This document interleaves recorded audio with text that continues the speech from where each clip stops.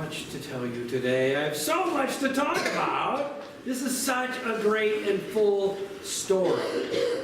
I could go on for a long time. I could really go on for a long. What do you think your capacity is for hearing a sermon? What do you think? 10 minutes? 20? 30? 40? 50? 5 minutes? I have so much to talk about today. I promise that I will be as brief as is humanly possible for me. Now, start with the idea that this is the same day. The same day that the women went to the tomb and they went to anoint the body and the tomb was empty. It's the evening of that day or later afternoon. Now, remember last week we had the story from John about the post-resurrection appearance of Christ. In other words, after Christ has died on the cross and buried and they go back to the tomb and it's empty, then Christ appears to them. So last week in John, it was in the house where the disciples had gathered for fear of the Jews, and the doors were locked, remember? And Jesus came and appeared among them and said, "Peace be with you," breathe on. And then that was last week, and it was the evening of the first day, the day that they went to the tomb. The third day after the crucifixion. Well, this is the same day, is what I want to tell you. This is from Luke's gospel, but this is a different story about the same thing. Now, there's two disciples walking along the road, and it's Cleopas is named one, and the other one is unnamed. So two people walking down the road. All right.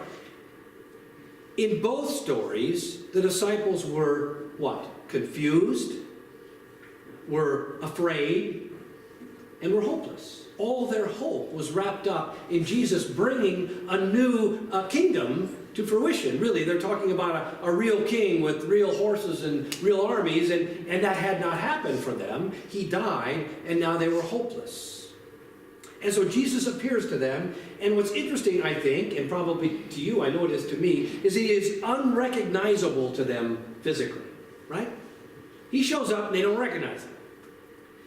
It is not his words, even when he speaks, they don't get it, right? It's his actions. In both stories. In both stories, he's unrecognizable to them as Jesus until he does something. In the John version, he shows them his wounds. And in Luke's version, he does what? He breaks bread with them. The question at hand for both Luke and John and us, all those of us who come after the early apostles who knew Jesus in the flesh, right, is how will they know who have not seen? Like, it's easy enough to figure out, listen, if you walk with Jesus all that time, you see the resurrection, you probably are going to get it. But how about those of us who don't have that experience? That's the question at hand. In other words, what does faith look like in a post-resurrection community? That's who we are. How are we supposed to come to faith? So, in Luke's version, two people walking down, Cleopas and the other disciple. They're walking 7 miles from Jerusalem, where they've been. They've seen all this drama take place, and now off to Emmaus, where they live, apparently. It's 7 miles to the northwest of Jerusalem. They're walking. They are dejected, and they are hopeless. And a guy comes along and starts walking with them. And the funny thing, the ironic thing about their conversation is, they ask this question. They say, "Are you the only stranger in Jerusalem who does not know the things that have taken place in these days?" They ask that, and he's the only one who does know, right? Are you the only one? Well, yeah, he is the only one. He's the only one who knows. And then they say, "We had hoped that he was the one to redeem Israel." Yes, and besides all this, it is now the third day, and nothing's happened, basically. And see, the point is, the ironic point is, it's the third day, and it has happened. They're like, it's 3 days later, and he said it was going to happen, it hasn't happened. It's the third day later, and it has happened exactly as he said. He has come. He is the Messiah. It doesn't look exactly like they thought it would, but their salvation has come nevertheless, just as he predicted. The very day that they fall into despair is the day of the fulfillment of the promise. When they're at their lowest, Jesus comes to them. They're like, well, it's been pretty fun. That was a good ride. 3 years, we had a good ride, but apparently it's over. And they're headed home, back to their lives, back to whatever it was they were doing before. They're going to rebuild a life after all of this. And they're in despair and hopelessness. And I think we can relate to that, because in our lives, what happens when the thing you have depended on, that you have staked your life on, lets you down? Has that ever happened to anyone here? Where the thing you depended on, whether it was your job, whether it was your marriage, right? Whether it was a relationship, whether it was your health, whether it was a doctrine. Sometimes we put our whole life in a doctrine and we can no longer believe that. Sometimes your kids let you down. Sorry to tell you, parents, but it does happen. Like, I wanted you to be a doctor, whatever, Sometimes it doesn't work out. At the lowest moment, Jesus is revealed and known to them. Not by his physical appearance, not by his voice, not by his looks, and not by his teaching. Now, I said they walked 7 miles together. How long does it take you to walk 1 mile? Anybody? Yeah, 15, 20 minutes, right? So 7 miles becomes 2 hours?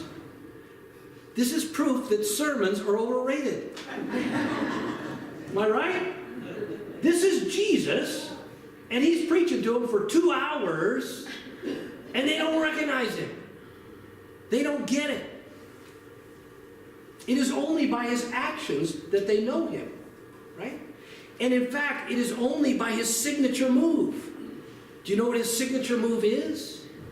Yeah, it is taking, blessing, breaking, and giving. That's what it says. Taking, blessing, breaking, and giving. Now, that's what happens at the meal. And at the meal, as soon as that happens, they recognize him. Now, where have we heard this taking, blessing, breaking, and giving before? In Luke's Gospel, chapter 9.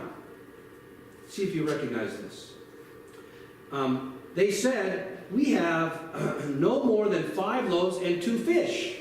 Unless we were to go and buy food for all these people. There are 5,000 of them there, right? And he says, he said to his disciples, make them sit down in companies about 50 each. And they did so, and they made them all sit down. Now here.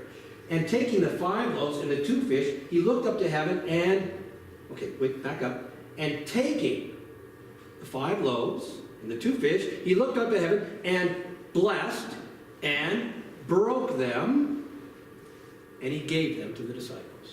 So it's in the taking, the blessing, the breaking, and the giving. Now, we have heard it also in Luke. In 22:19, I won't read it to you, but at the Last Supper, at the Passover meal, he takes, he blesses, he breaks, and he gives. It's his signature move. Where do we see that signature move? Right? Now, it's not by Jesus, right? But it is that same action. It's the taking, the blessing, asking for the blessing. It is the breaking and the giving in Eucharist. Now, I'll tell you one thing you don't need when you're in despair and hopelessness. One thing you don't need when you're broken is a lecture. One thing you don't need is a sermon. What you need is a sense that there is something worth investing your life in. That there is something that will last, that you can depend on. What you need is what they got. They said to each other after they recognized him, and he goes away. Were not our hearts burning within us while he was talking to us? Right? What you need is for your heart to burn with and for God. Jesus, in this part of Luke, opens in verse 27 the scriptures to them. In verse 31, their eyes. In verse 45, their minds. What he's really done is opened their hearts. What he's really done is opened the possibility of a new and glorious future, which includes you and I, and all who long for something solid to believe in and depend on in our lives. He has opened this up. And this is what I believe.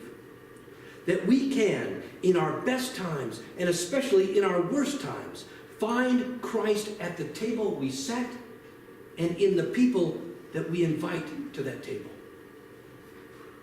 How can we know Jesus? We can participate in Eucharist and engage in mission. Now, I know what you're thinking. Oh, Father Mark. Oh, you just want to justify your love of the sacraments. You love the sacraments. So you're justifying your love of Eucharist. Or, oh, Father Mark, you're always trying to get us to do more service, more service. That's not it. Look, if you want a 45-minute sermon on doctrine, I'm not your guy, and this is probably not your church. If you want a powerful experience of the risen Lord, if you want your hearts to burn for God, then maybe you are in the right place. Because there's lots of stuff that we don't do in the Episcopal Church.